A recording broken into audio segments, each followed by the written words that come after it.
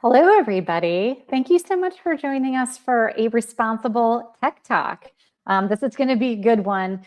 Sorry for the slight delay. I was trying to get us out of portrait mode and I was not successful. So we're just going to talk like this and it'll be fine.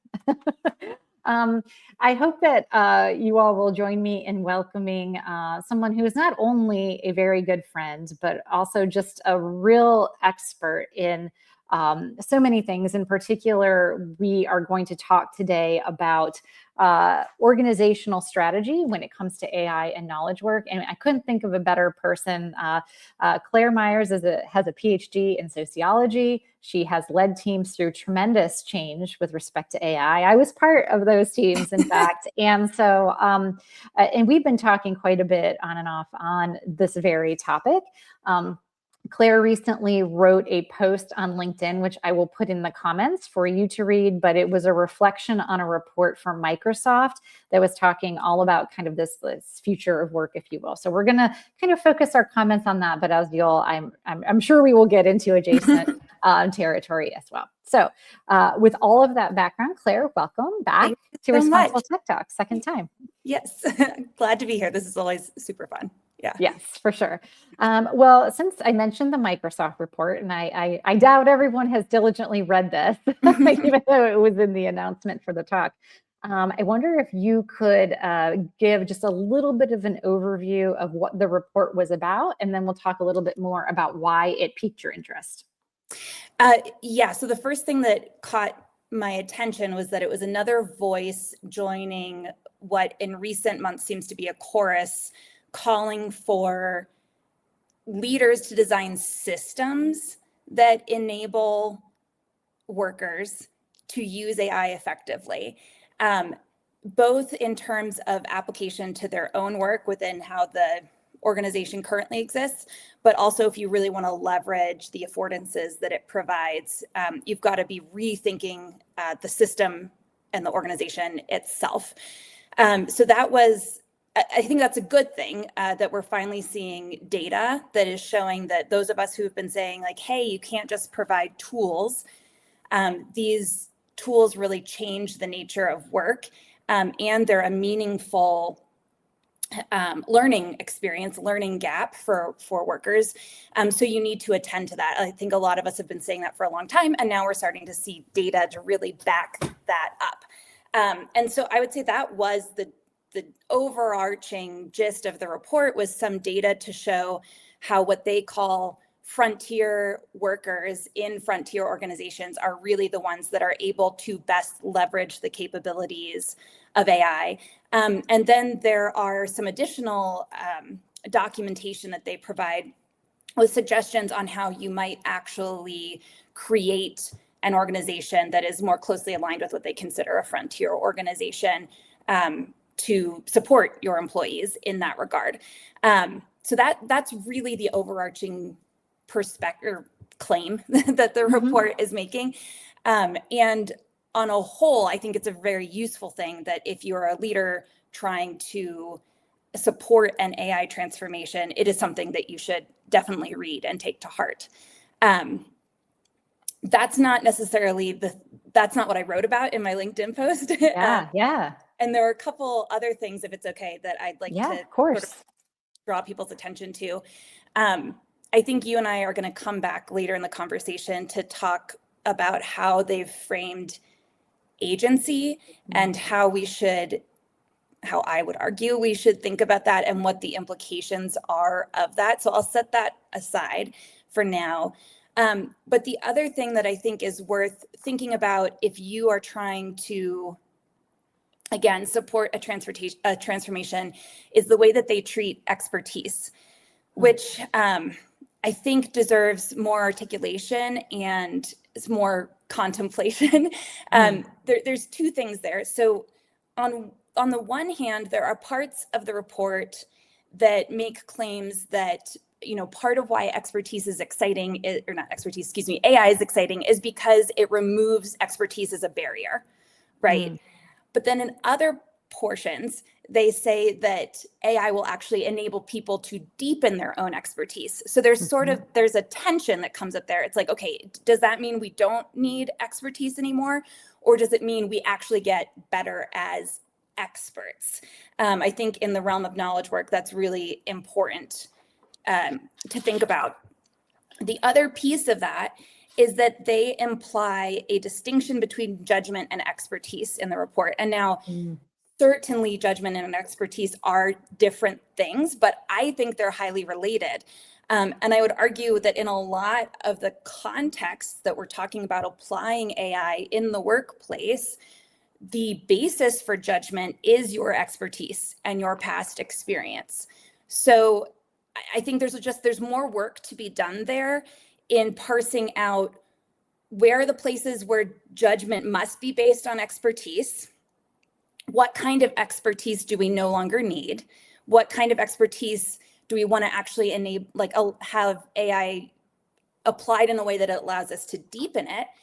And if expertise is not the basement for judgment, what is that basis? And my hunch is that those are not one size fits all answers. So if you're taking the claims of the report to heart and other thought leaders in this space who are saying, we really need to think about where our employees are at, how do we support them, what are the programs and systems will do that, and then also, do we need to redesign our organization?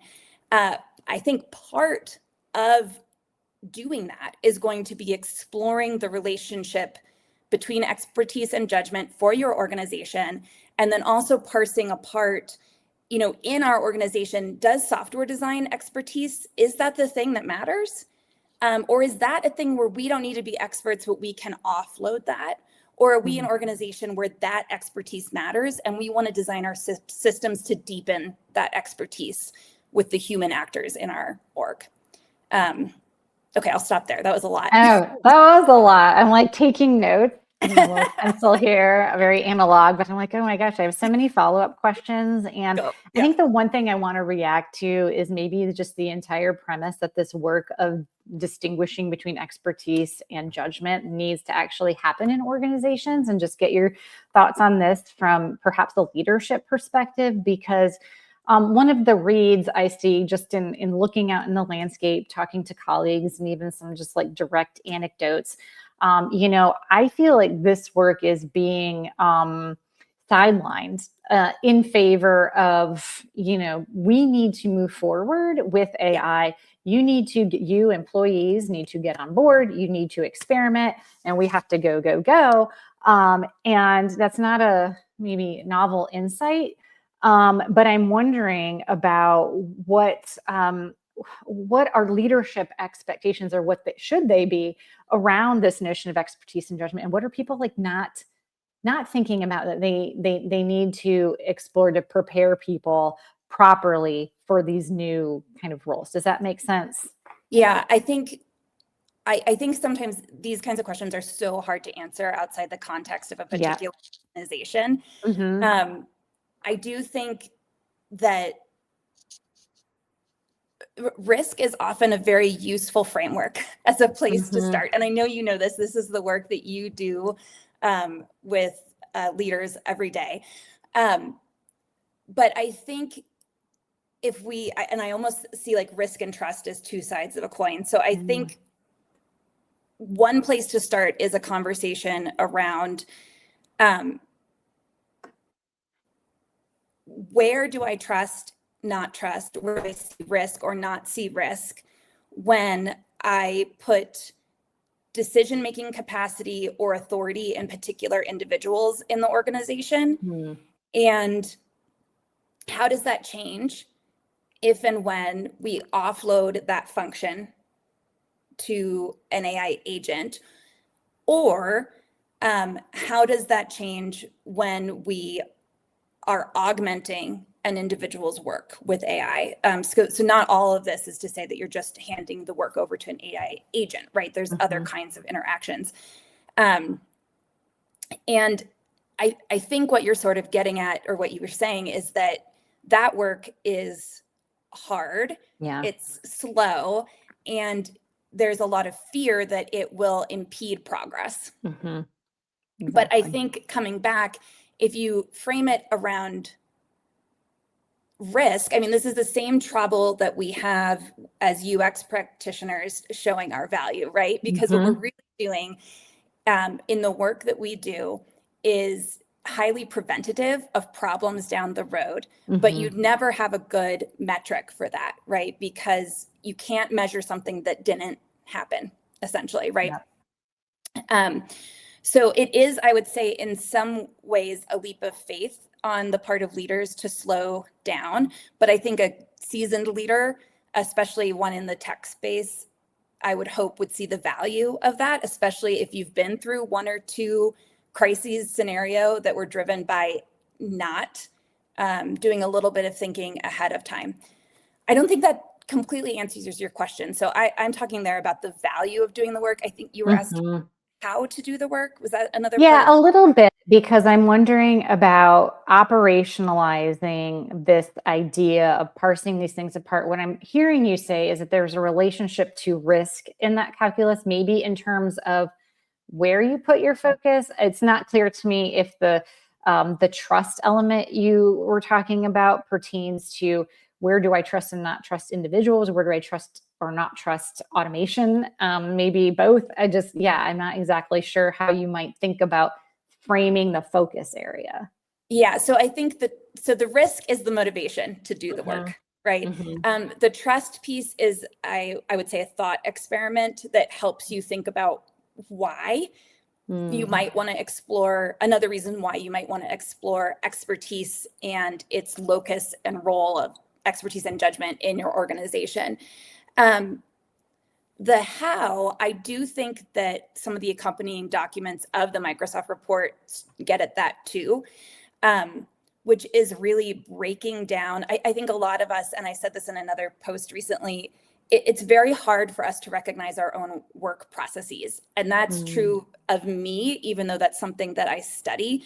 Eventually, those processes become innate, and you might not even know for yourself the moments where you are exercising judgment, when you are leveraging your expertise, especially for more advanced practitioners. Those things start to become tacit and not, they're so natural for us that Mhm. we don't even recognize them. And so one of the things that the report calls for is mapping, modeling what the processes are that individuals use within the organization.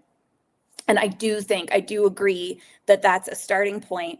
The thing that I think I would add is that it's not necessarily just a simple flowchart of tasks, especially when we're talking about knowledge workers. There's a lot that is happening in here that needs Mm. to be mapped. And I think perhaps if whoever is doing that work enters that activity with the mindset of, part of what I'm looking for is moments of judgment and moments where Mm. there's expertise applied, that would be a step in the right direction. But I don't want to pretend that I have all of the answers. No. I think but what I'm saying is, like, it's not such a big mystery how you might start to do this. But it's about what you attend to in the process if expertise Mm. and judgment are something you're concerned about. Oh, I love that. That's super interesting. And also, I think could prompt people think how they go about doing, like you were saying, this sort of inventorying or understanding of how people do their work, because it's not Yeah. simply a matter of, sometimes I just say, well, sit with someone and watch them, but their ability to externalize is just somewhat limited by, I don't know, perspective, I suppose. Right. And that's the value in having, I think, also another person rather than having people map for themselves, Hmm. having a curious person who can sit and ask questions. And with knowledge work specifically, you cannot just observe, right? Mm. You have to have good interrogation techniques to really Yeah. surface what's happening.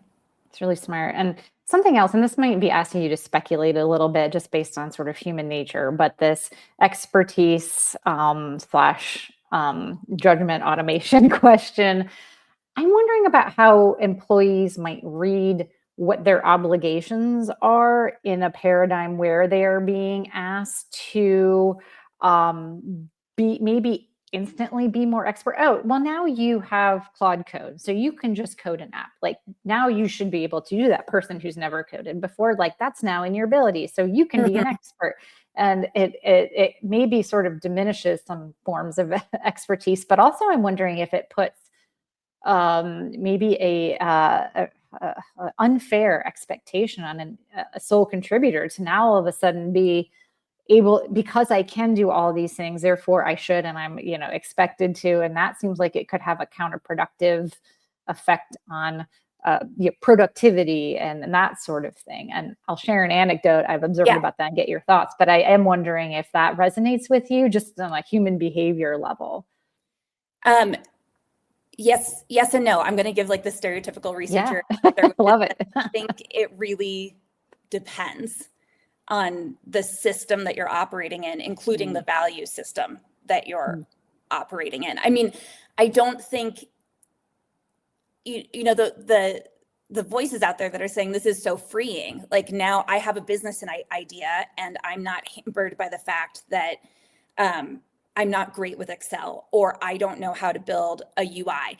I think there's truth in that. I don't think that's completely wrong. And I think there are cases where that is super exciting. And it is very liberating.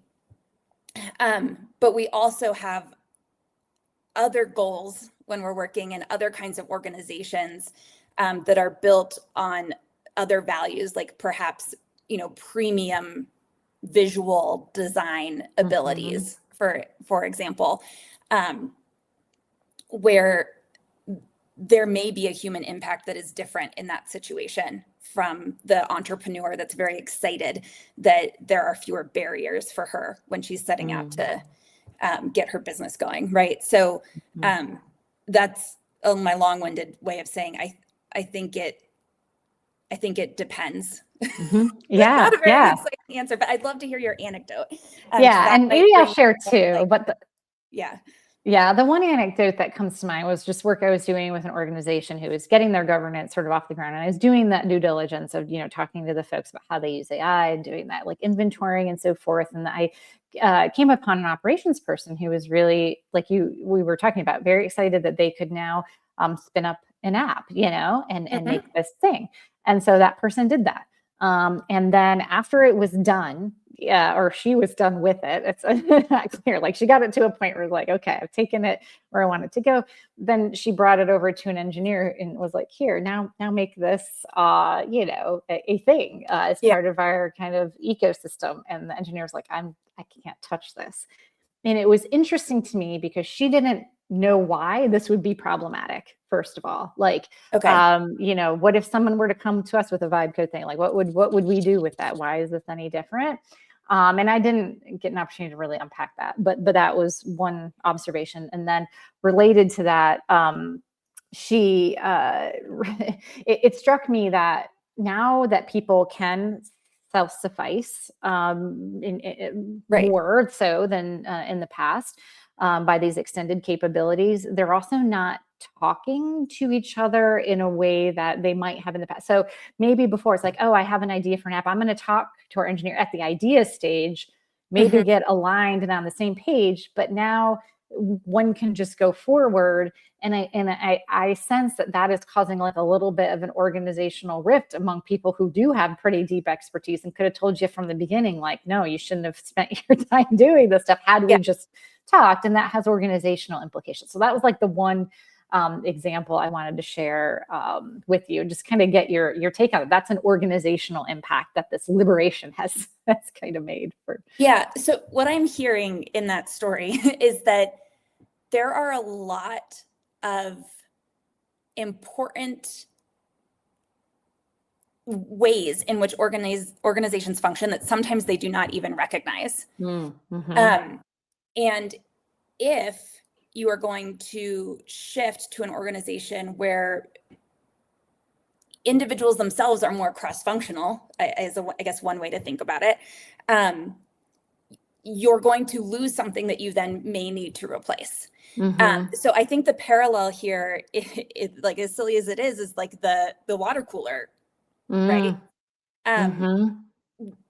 having a water cooler, having a coffee pot does a lot more for an organization. I think we all know this, we have all experienced this, than providing water and coffee, right? Yeah. And so to me, the question I would ask is, if you're taking away the requirement for some interactions, what will the consequence be? And do you then need to design a mitigation for it? That's how I would, those are the things that anecdote brings up for me, rather than,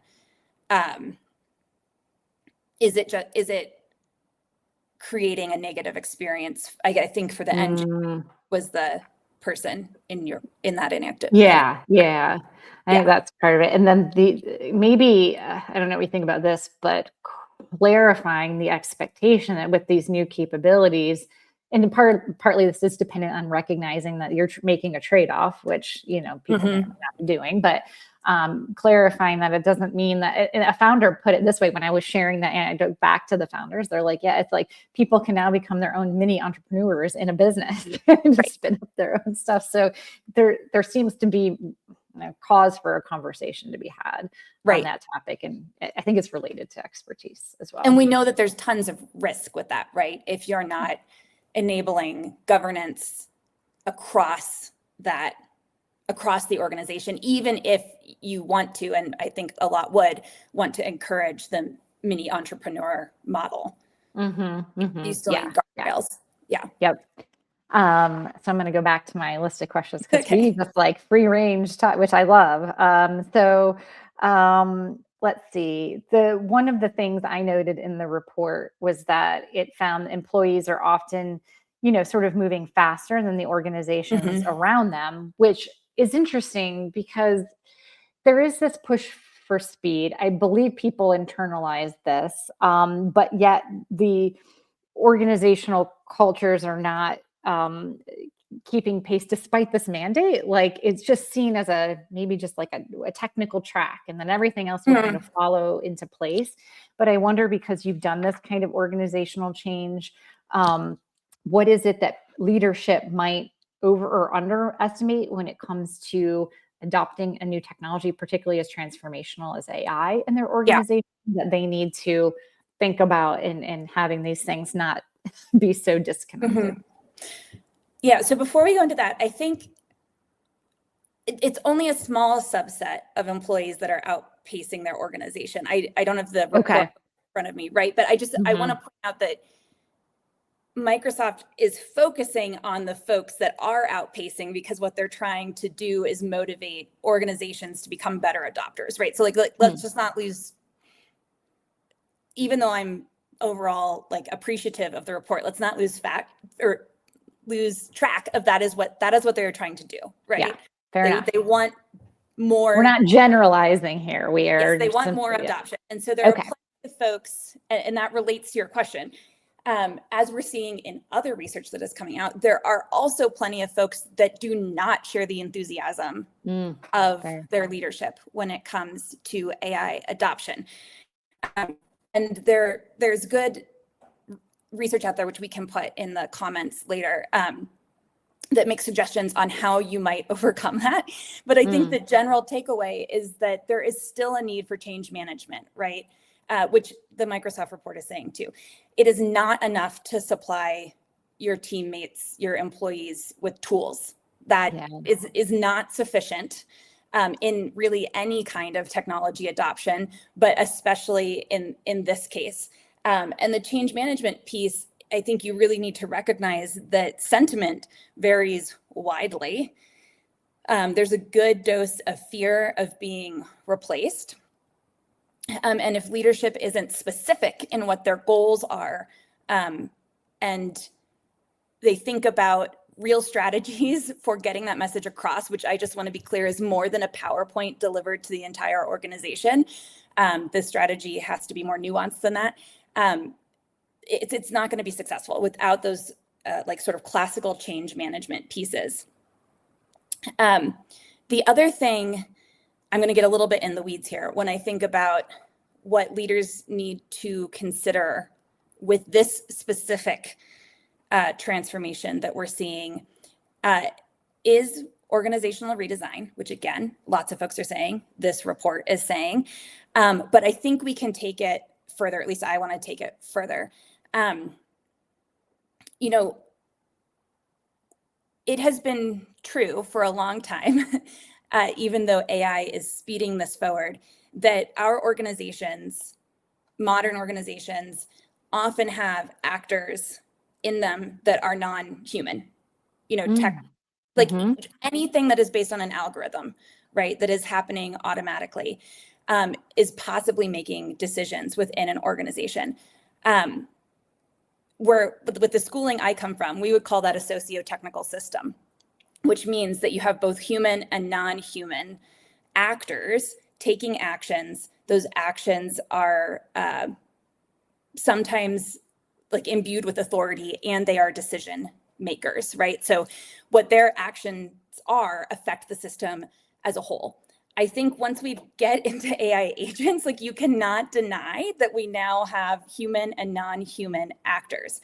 So when you think about your organizational design, I think one of the big challenges of the moment is that it is not as simple as looking at roles on an org chart and thinking about who reports to who.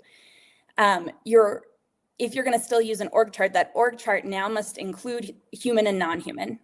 If you are integrating these processes, right? When you do your SOPs, when you do your flow charts for processes, it's not just human people taking action, right? It's going to be a combination of human and non-human. And I'm very interested to see how organizations that are able to sort of change their unit of analysis will start thinking about their organizations in different ways, mapping them and defining them in different ways. One of the more interesting suggestions that I've seen from the podcast with folks from ProSci, which we can also share, is a suggestion that your org chart now does not label roles, it labels tasks. I'm not sure, I haven't thought enough to know if that is the right unit that goes in that chart. But I think if you are honest with yourself that what you are doing now, if you're a C-level operations person, is that you are designing a socio-technical system, I think that will help you have the right aperture as you tackle this challenge. And I think it's a huge challenge. It completely changes the way that most of us are programmed to think about an organization. But I think that's the right lens. Oh, it's so interesting. I have recalled hearing a number of folks, particularly when they're talking about agents, as recognizing them as like least trusted actors in this scheme, right. In terms of permissions and that kind of thing, access for security purposes. And this is, again, I'm probably going to ask you to speculate off the cuff on this one, but I have a little bit of a qualm, and it's one of those, I need to really sit with this more and figure out why it bothers me.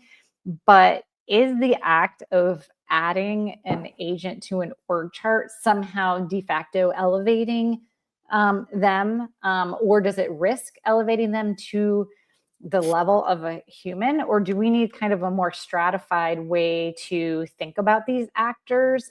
Because I think one of the fears that I have is this kind of moral offloading, or even just responsibility offloading, the potential for that when you can attribute cause to a non-human entity in the mix. So I don't know what you think about that. Okay. My answer is going to be, does it depend?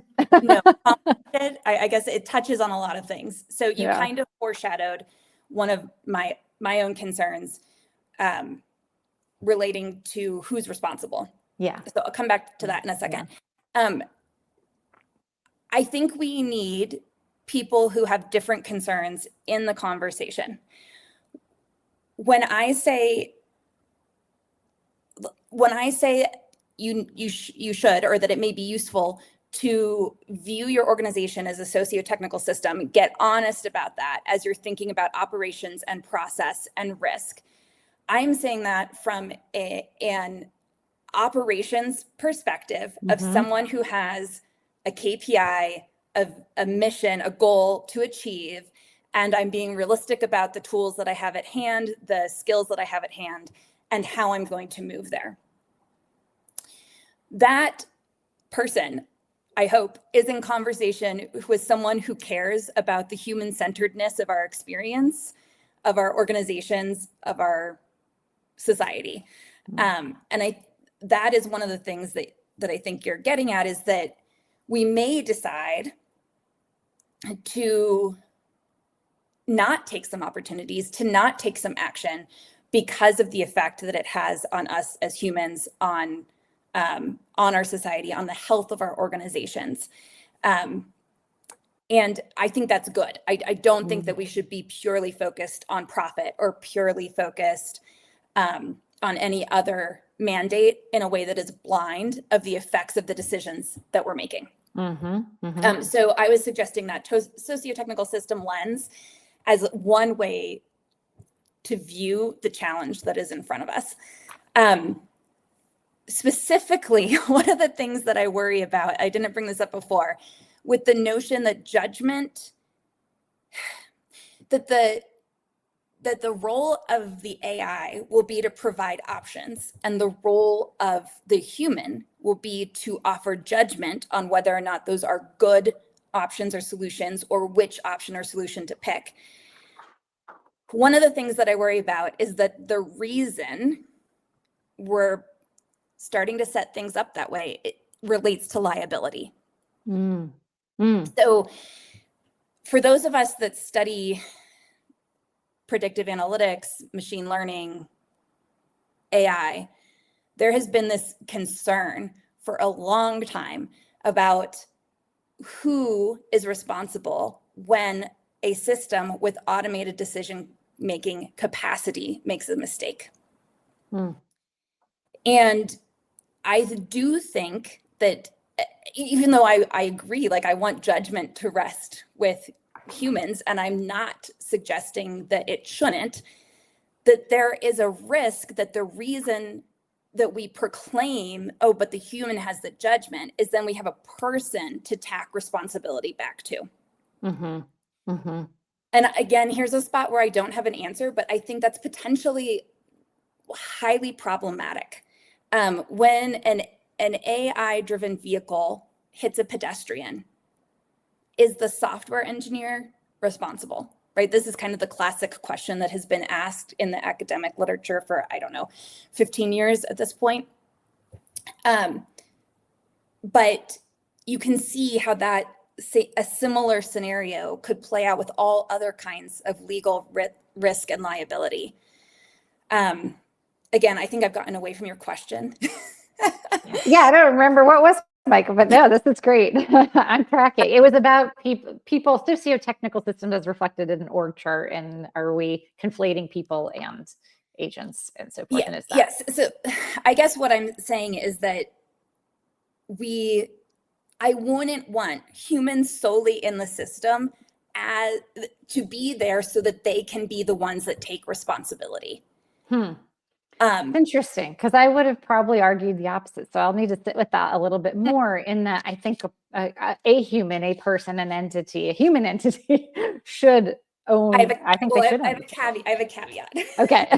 That I think it matters, like the nuance, the specifics of what that process of taking outputs from the system and passing judgment on them, that the specifics of that matter. So I do think there are versions of that. And again, I'm not saying we take humans out of the loop. I am 100% not saying that. I'm saying there's a version of a human in the loop that is a compliance Band-Aid that is not true human judgment. Yeah. Or and that is the version I fear. Yes. Yeah. Like a fall person. Yeah. That's someone who doesn't have, that's something when I talk about like human in the loop, like they have to be meaningfully in the loop. They have to be equipped to do the job and understand the data and like be set up for success. Right. I suppose. Yeah.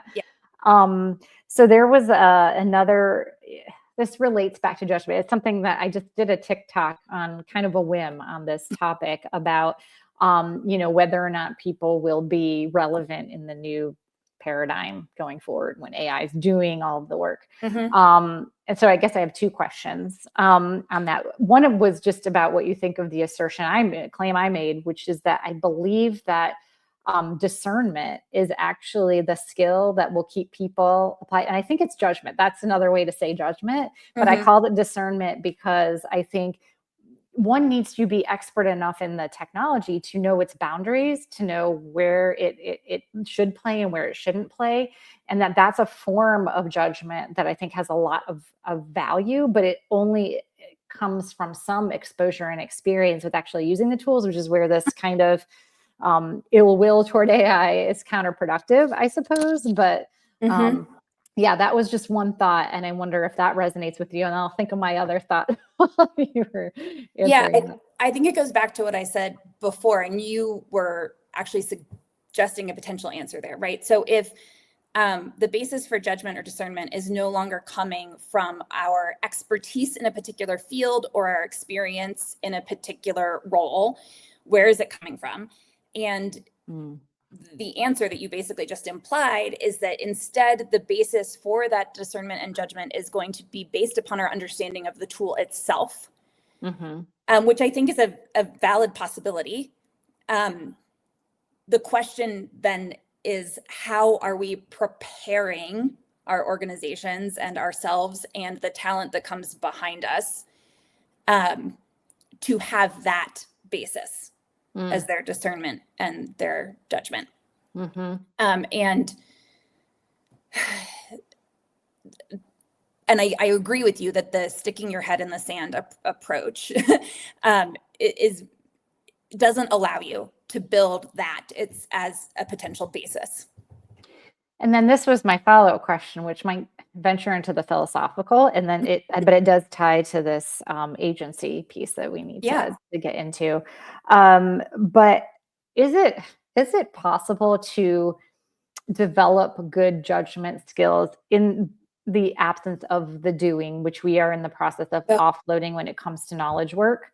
I don't know how I would. So, for example, I find it very easy to look at an AI output of a competitive evaluation to understand, oh, you were really biased by this particular claim a competitor made when you're telling me about the landscape. I could almost throw that out, but I've done it for years, Yep.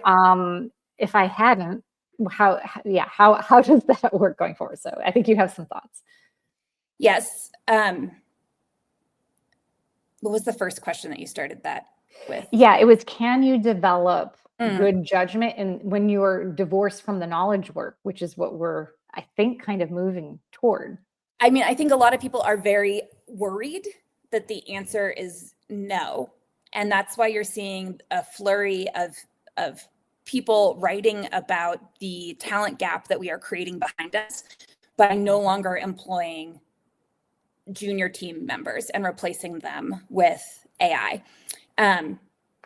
Interestingly, I did see one piece where someone was proposing, we should invest more heavily in an apprenticeship model, almost the way that medical residencies work. But that would be a society level intervention, like acknowledgement that there is a gap. And while that may come eventually, I don't know that that's going to come in the near term. Like what will there be a talent gap in 20 years? I think that's kind of the question. Whether or not you can develop that judgment without experience, I don't think I'm the right person to answer that question. I think it would be an interesting follow-up, maybe to look at some of the research on judgment and discernment, which I am not familiar with, though I'm sure it exists. General understanding of how humans learn tell me that it would be difficult. Yeah, I think about this in the terms of like, what is the historical present, for this as a history person myself? I'm like, there have been these technological changes where, work does get automated. And I think we do lose expertise. I do not know how to, probably grow and nurture vegetables. I can't keep stuff alive. I don't know how people did it. I don't know how to fix my own car. Like, I have offloaded a lot of that, and I have those skills have atrophied, and I think it has made risk. There are people who don't have the skills to like repair things anymore that maybe once were more commonly found. And I wonder if it just hits me more because I am in knowledge work, and so I am more alarmed by it. But maybe I wonder if it is in fact just a fact that we are making a trade-off. I mean, I think making a trade-off is right. That like you can still choose to make that trade-off, right? But I think the food example is such a good example, right? So for most of us, we are subject to the food and agricultural system that operates around us, right? And if that system fails, we don't eat. So I think it's a really good way to look at it. Would we change it? I don't know, because not having to grow our own food has freed us up to specialize in other things and push other parts of our existence forward. So would we change it entirely? Probably not. Would we maybe choose to mitigate it a little bit? I mean, I'm trying to grow a tomato plant.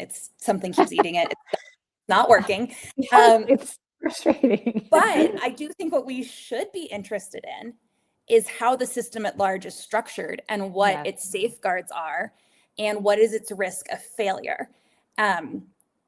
So I do think that's like a really interesting, useful parallel example. We want our food inspected. We want to know that really dangerous pesticides are not being used in a way that's harmful to us. We want to know that there's reliability and that it's not a single fail system. Yes. Yeah. So, spreading the risk around outside of your plant that may or may not thrive. Yeah. So is it a trade-off? I think the answer is inevitably yes. Mm-hmm. Let's take that trade-off in the way that's the best for us. Mm-hmm. You know, let's design our own future in that regard. Well, fascinating. I want to make sure we have time for the kind of last topic that we wanted to get into. And for this, I noted some quotes from the report, which you dug into in more depth, so you can elaborate on it a little bit. But in your LinkedIn post, which I mentioned in the beginning of the talk, you mentioned about the report as AI and agents take on execution, our own agency expand. That was something that you observed in the report. I also observed that it's kind of an ambitious claim, but it says, quote, AI lifts the ceiling on individual potential, largely because of this expanded capacity for what it calls high value work without outsourcing thinking. I don't know. That seems a lot, lifting the ceiling on individual potential. I'm just wondering what you make of those kinds of claims. And as a sociologist, this whole idea of agency and what it means. I'm going to let you run with it because you're much more articulate. So I think also if you do look at the report, not as a PDF, but you're in the interactive version in the web, in the videos, at one point, one of the speakers defines agency as capacity to act, I believe. Yes, that's right. And that was the thing that made me go, ooh, like that's not how I define agency. Not that my definition is the right one. But so let me start by saying, I mean, I've been saying this, but I think it's important to really understand that the report is about workers, right? And some of these grand claims that kind of frame the report and make, give it its appeal and kind of more clickbait type headlines, elide that. They kind of hide that piece, right? And I think if you're thinking of what's the impact of AI on me as a citizen in a system, in a governance system, in a world, that some of those statements may be less true than they are in a work context. But let me go into why agency as capacity to act does not resonate for me. So for many folks who work in the social sciences and work in social theory, agency is conceptualized as in contrast to structure. So structures might be Material structures, our governance system, our political system, class system. Some would include our cultural system, like our system of values and norms. Some would include language as structures. And within any structure, and any one individual is influenced to act based upon what the structure enables. So it defines what action is even possible, just the way that like our language defines what concepts we can even, put in our brains and communicate to each other.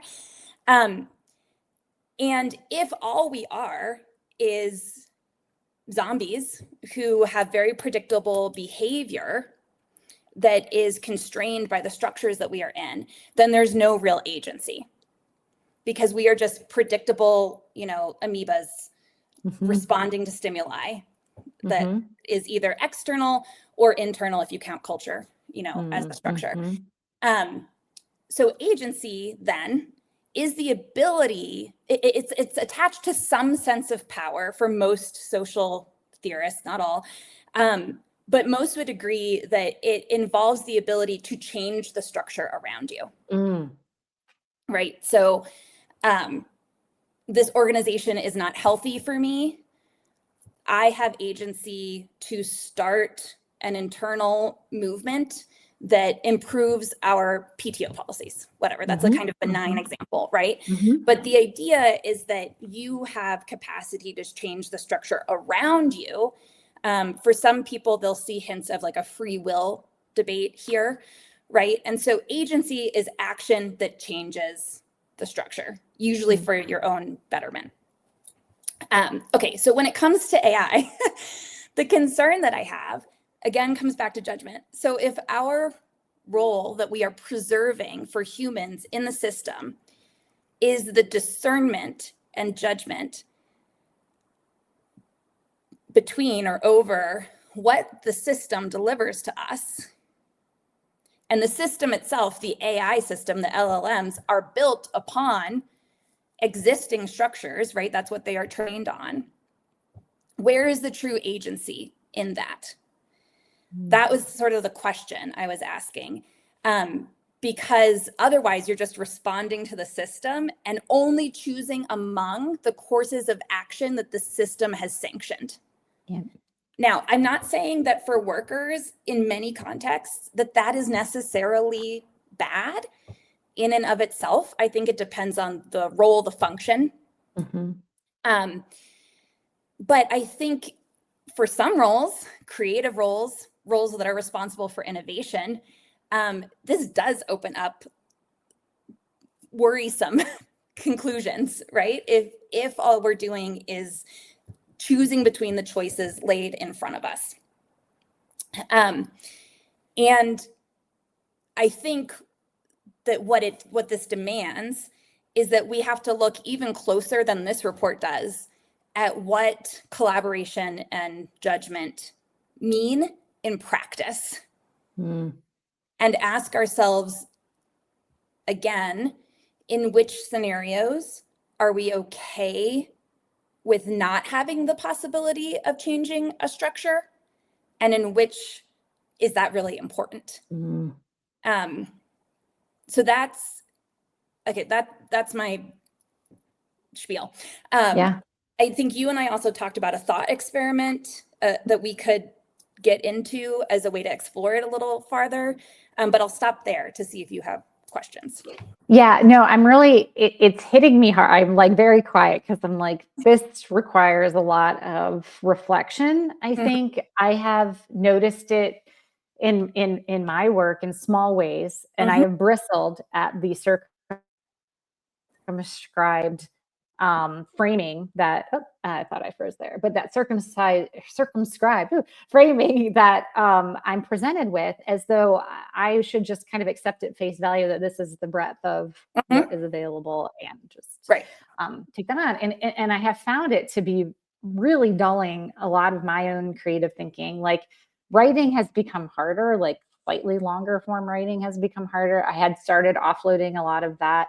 as kind of an experiment to LMs, just as a small example. And the mundaneness of the responses, it's gotten to the point where I can no longer, I can't do it. It's just like, I can't use these outputs. I can't even massage these outputs anymore because it's so predictable. The framing, the verbiage, that it's not this, it's that. Like it's affecting my thinking. And now that I'm starting to, as much as, and I have a friend who's, reflecting a lot on her work on this topic about how the LLMs are shaping me as much as I am trying to shape it. And it's very frustrating and a little scary. So all this to say is that your points really resonate strongly with me, and I want to take those on. Yeah, I don't remember the thought experiment we talked about, so we can certainly dig into that, but there's a lot to think about. Yeah, I think so. What I had said is, what if we imagine that the AI that we're interacting with is actually one of our colleagues? In which scenarios would we just say, oh, you gave me those 3 options? Yes, I'm going to take this. I'll take option B. Thank you. Great. Versus would those 3 options be the beginning of a conversation that might lead to the generation of new ideas? And I think you very well could, and I do, use AI in that way as something that helps provide structure, that gets stimulus to get you thinking. So I'm not, and I just want to be clear, like I use it daily. Like I'm not an anti-AI person. What I'm saying is we want to be careful and we want to be intentional about how and when and what authority and how we're, I guess, training, for lack of a better word, people to interact with and utilize it. I think what you were sharing is an experience that a lot of people are having right now. I also don't use it for writing outputs for similar reasons.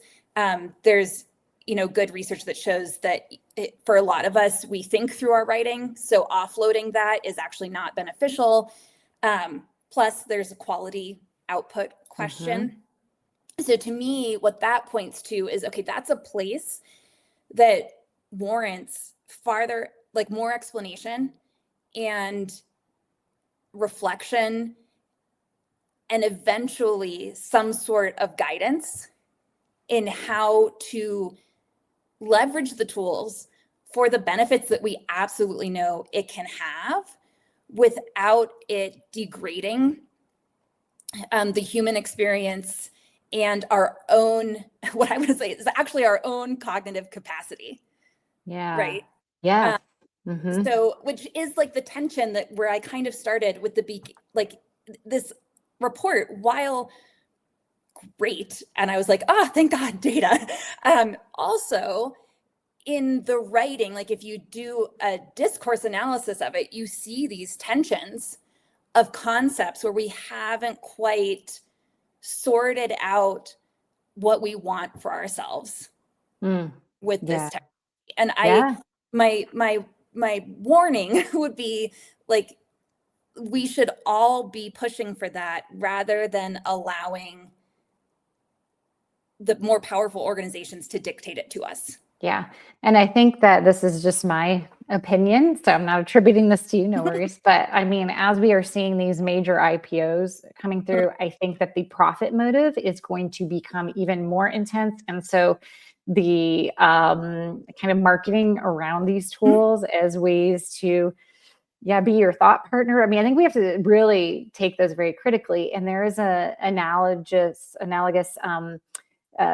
comparison that I think this brings to mind, which is critique of like the major news outlets, right? For a long time, a fair report was one that presented 2 sides. Like, here are the 2 arguments, pro con, and that has had a really deleterious effect on our, I think, social fabric in many ways, because we see people's perspectives as being aligned with one side or another and without a whole lot of gray. And I don't know, maybe that's a loose analogy, but it feels pertinent in here too, that if these are the only choices that we have and we're going to align with one. Well, we're missing a lot of nuance. And that to me is where all the best thinking, ideas, the real life lives. And so that's just my video. I'm a fan of the gray. So I know. Same. Yeah. What makes life interesting? Well, so much to continue talking about. I'm sure I'll be pestering you with follow-up ideas and questions, and we'll keep at it. But I think, to your point, the thing I'm walking away with is just asking the questions and really thinking about the systems. That's something I think it's easy to forget because they're kind of by design a little more invisible, but they have such a dramatic effect on our own behavior. So completely worth thinking about. So yeah. Great. Well, we are pretty much at time. So I didn't see comments come in, so I think we are going to leave it here. But I want to thank you so much, Claire. It's very generous of you to share your time and just tremendous expertise. You were just one of the most brilliant people I know. And the fact that I get an hour to just talk to you about your ideas is like a real gift. So thank you for joining. For me too. Talking is my favorite hobby. So I love it. All right. Well, take care, everyone. Thank you for joining. And thanks, Claire. We'll see you later. Bye. Thank you.